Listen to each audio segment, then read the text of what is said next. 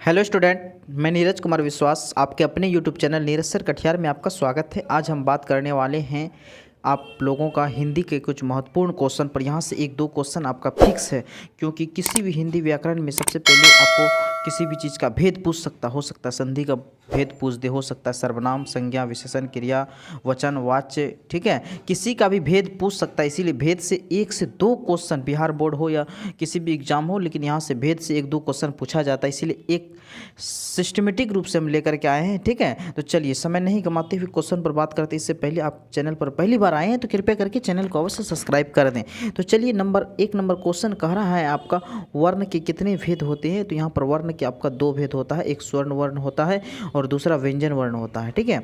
एक स्वर्ण वर्ण और दूसरा व्यंजन वर्ण। स्वर्ण वर्णों की संख्या 11 है और व्यंजन वर्णों की संख्या 33 है। दोनों को मिला देंगे तो 44 वर्ण, ठीक है। चलिए नेक्स्ट क्वेश्चन की बात करते हैं। 2 नंबर क्वेश्चन कहता है कारक के कितने भेद होते हैं। तो यहाँ पर कारक के आपका 8 भेद होते हैं। यहाँ पर option number D correct answer है, ठीक है। कर्ता, कारक, कर्म, करण, संप्रदान, अपादान, संबंध, अधिकरण, संबोधन। तो कारक के कितने भेद होते हैं। तो कारक के 8 भेद होते हैं, ठीक है। चलिए नेक्स्ट क्वेश्चन की बात करते हैं। नेक्स्ट क्वेश्चन का है सर्वनाम के कितने भेद होते हैं।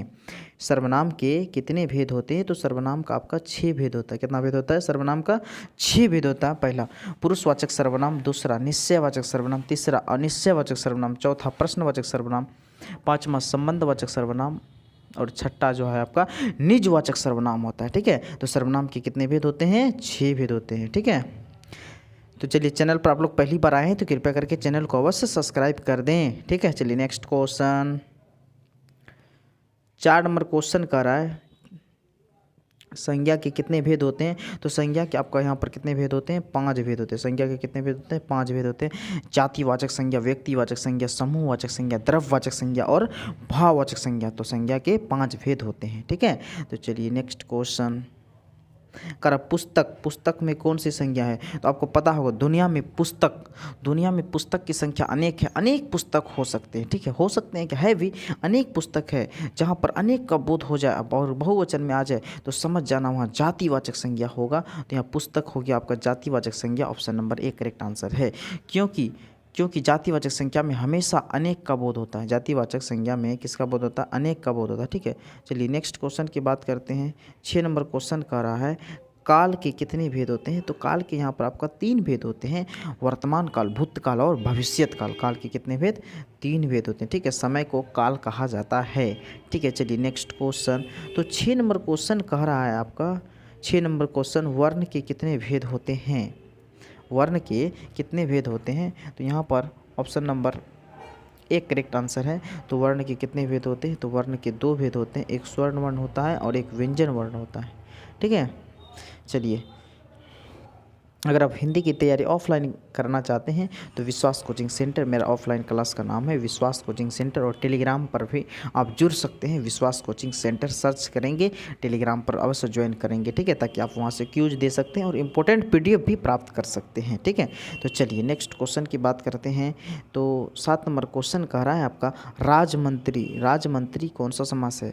देखिए यहाँ पर अगर बात करें समास के 6 भेद होते हैं। समास के मुख्य रूप से कितने भेद होते हैं।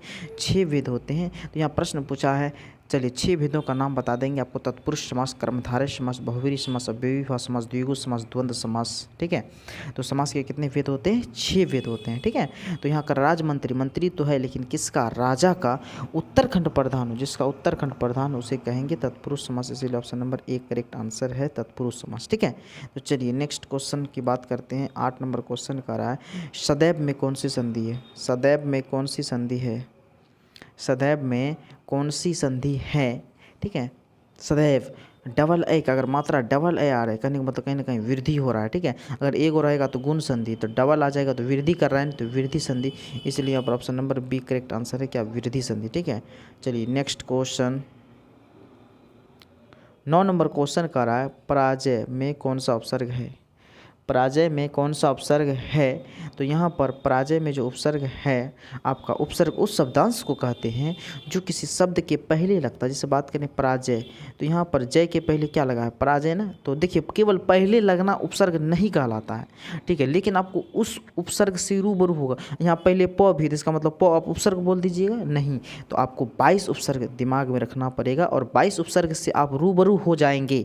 नहीं, पराजय तो हम जानते हैं परा उपसर्ग है, लेकिन प उपसर्ग नहीं है, परा है, तो इसीलिए यहाँ पर हम क्या लेंगे? परा। ठीक है, तो option number A correct answer है। ठीक है, तो चलिए नेक्स्ट क्वेश्चन की बात करते हैं। 10 नंबर क्वेश्चन का रहा, स्वर्ण वर्णों की संख्या कितनी होती है? स्वर्ण वर्णों की संख्या कितनी होती है? तो स्वर्ण वर्णों की संख्या आपका 11 होती है। ऑप्शन नंबर यहाँ पर आपका बी करेक्ट आंसर है, स्वर्ण वर्णों की संख्या 11। और व्यंजन वर्णों की संख्या कितनी होती है? तो 33 होती है, दोनों को मिला देंगे तो टोटल वर्ण, स्वर्ण और स्वर प्लस व्यंजन मिला करके 44 वर्ण हो जाएगा। ठीक है, चलिए अगर वीडियो बढ़िया लगा होगा तो अपने मित्रों दोस्तों के साथ अवश्य साझा करेंगे, ठीक है, क्योंकि बहुत मेहनत कर रहे हैं आप लोगों के लिए। और एक आपका छोटा सा कर्तव्य है कि ज़्यादा से ज़्यादा लोगों के बीच शेयर करेंगे। ये ऑनलाइन प्लेटफॉर्म कक्षा 10th 12th plus competitive exam के लिए भी स्टार्ट कर रहे हैं। ठीक है, इसीलिए वैसे इन सबों में कोई भी स्टूडेंट हैं तो आप अपने मित्रों दोस्तों के साथ अवश्य साझा करेंगे। सभी स्टूडेंट को बहुत बहुत धन्यवाद। अगर वीडियो बढ़िया लगा होगा तो कमेंट में अपनी राय अवश्य दें, और क्या ज़रूरत है आपको, जो ज़रूरत है वो कमेंट में लिख देंगे, हम उन ज़रूरत को अवश्य पूरा करेंगे। चाहे जो भी टॉपिक आपको चाहिए, जो भी टॉपिक आप लोग को लिए लाभदायक रहेगा, वो टॉपिक का नाम आप बोल दीजिएगा कमेंट बॉक्स के माध्यम से, हम आपका करवा देंगे, कवर करवा देंगे। ठीक है, तो चलिए सभी स्टूडेंट को बहुत बहुत धन्यवाद।